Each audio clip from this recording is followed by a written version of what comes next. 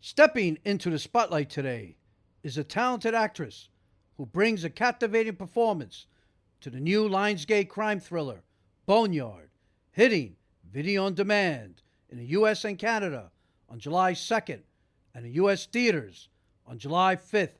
Join me in welcoming the amazing Nora Zehetner. Congratulations on the film.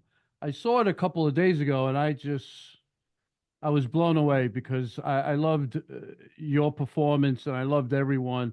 Everyone had great chemistry and it was such an intense film. You played Detective Young uh, in this chilling investigation. Can you tell us a bit about your character and what initially drew you to the role? Um, well, I think that, I was really interested in the story, and I also thought that it was compelling to kind of play the female working in this male-dominated space and what that is, and then investigating this story that was inspired by the West Mesa murders, Right. in which women were, murdered. The bones were found of 12 women in the actual case. And it remains unsolved to this day. And maybe partially because the women were pretty much all sex workers. And there doesn't seem to be as much of an appetite to solve those, unfortunately, because I think a lot of people dehumanize those women. Yeah, yeah. Now, Boneyard it boasts a stellar cast, including Mel Gibson, Curtis 50 Cent Jackson, and Brian Van Holt. How was the experience working alongside such a talented ensemble? That was great. I met Brian first in the van on the way to our first day of work, and he plays my partner in the film, and so it was nice. I think we had a really short day the first day, and we went to the casino, as one should do to bond with their partner.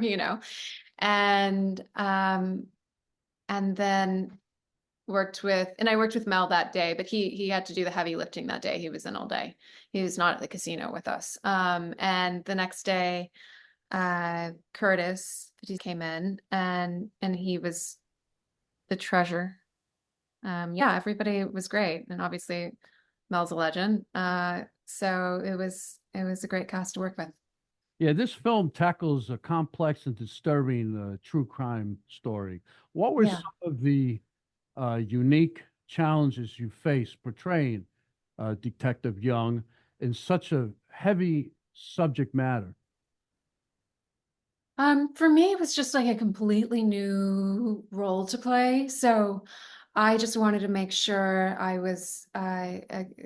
felt like an authentic representation of what this character would be. And so I spoke to a female detective beforehand and was able to kind of pick her brain about what that was like. And so I tried to bring as much of that into the role as possible. Yeah, well, you did a great job in that. Detective Young seems like a constant in her pursuit of the truth. Can you Yes. share, can you share an example from the film where your character demonstrates this unwavering determination? Well, I feel like if I do, I'll give some stuff away. Don't worry, it's try to let's Try to say move around it. yeah, work Well, I think around. that, on top of investigating the crime, there are other things happening in the office that she's very concerned about and is having to maybe go against people to investigate as well. Um, yeah, which feels a little scary. Which is actually normal because Yeah. I was on a set for many years on Special Victims Unit, Law and Order, with my former friend and partner Ted Kotcheff, who's the executive producer. So, Special Victims Unit falls in that category. So you did a wonderful job portraying Oh, a thank you. So I just wanted to let you know. I very much appreciate it because it was the first time I'd played anything like that. So I'm Yeah. still like I haven't watched it because I'm so scared of watching myself always. Right, So that means a lot. I really appreciate it. right. So looking back at the film, is there a specific scene or moment that stands out for you? Um, I don't know. I couldn't say. I feel like I have to watch it first before I can give you. It's true. You all going by memory. I am, and it's been a while. So it's there was a whole writer strike, there was an actor strike.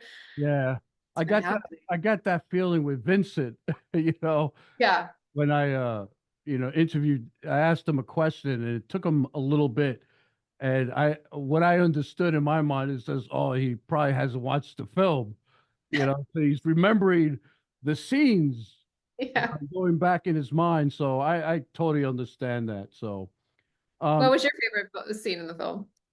I think when Mel arrived and you picked him up with, Brian Holt, and he's driving and he's talking to you, asking scene when he was in the airplane and he wished there was a flight Yeah, attendant. he ad-libbed a lot of that actually. Those were actually the first scenes that we shot in the movie on the first day.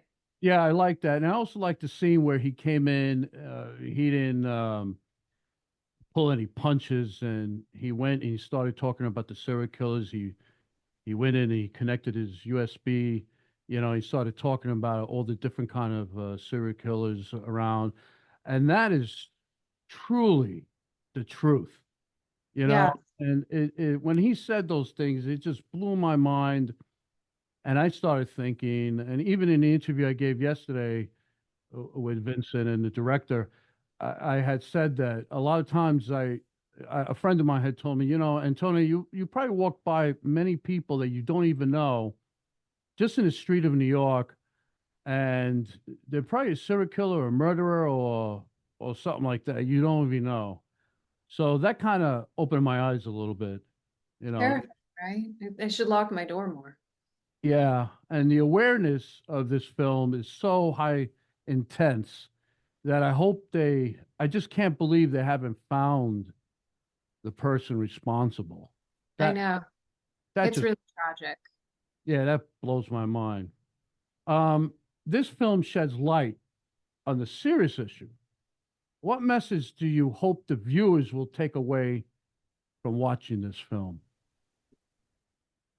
I just hope that, perhaps it will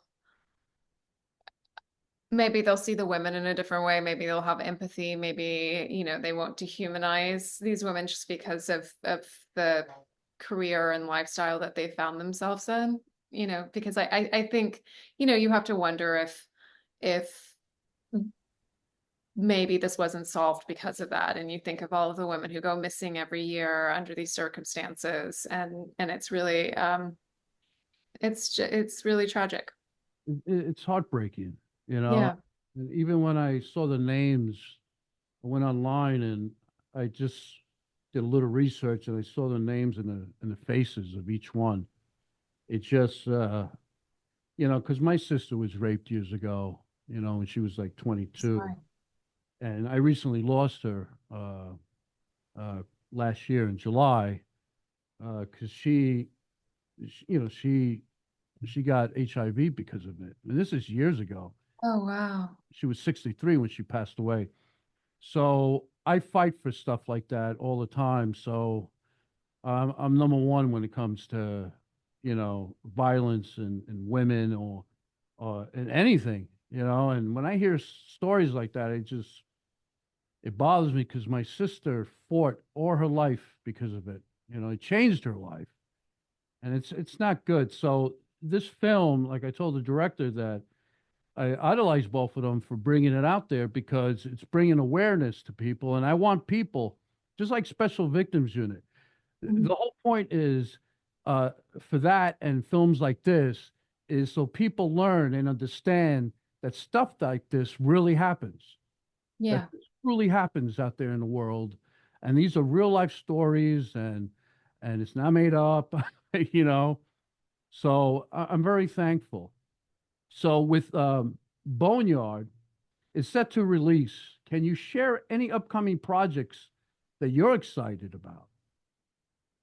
Yeah, of course, I'm excited that this will be coming out the beginning of July, 2nd streaming, 5th in theaters. And I have a film coming out called Monster Summer in October that is with Mason Thames, the young man from Black Phone, and Mel Gibson's in it as well, and Kevin James, and it's really fun. It's sort of a coming of age story, like Goonies or something, where there's something happening on the island and they have to figure it out, and it's really lovely. Well, congratulations there. Thank you. Is there anything else you like to share about your experience working on a film? Anything else that you could think of offhand or you could remember? Um, no, I don't think that there's like a specific moment that Oh, I, oh, yeah. any learning curve from Mel Gibson, you know? Uh, no, I mean, I think I just enjoyed being a fly on the wall a lot of the time, when I was in group scenes, and it was yeah, it was an interesting experience. I've learned only gamble with other people's money. I think that's an important lesson everybody should learn. Uh, Brian gave me $100.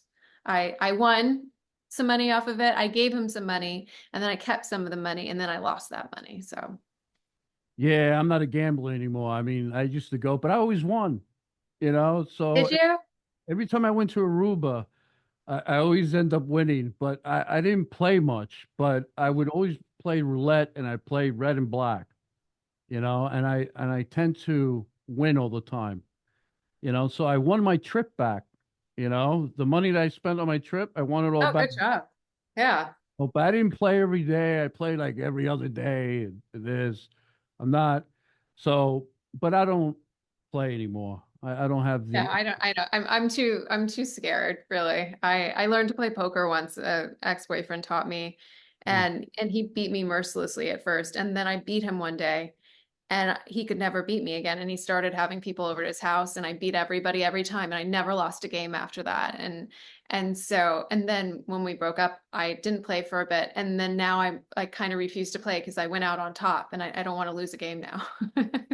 I'm very determined to stick to my winning streak. So, congratulations on the film, Thank you. and Boneyard is set to be released on video on demand nationwide in the U.S. and Canada on July 2nd, and in the U.S. theaters on July 5th. So, God bless you, and thank you very much. Wonderful performance, excellent film. And I was going to say I wish you luck, but the film, you know, says everything. So It's enjoy so your, wonderful speaking to you. same here. Enjoy your press day. Thank you. Thank you. Have a great day.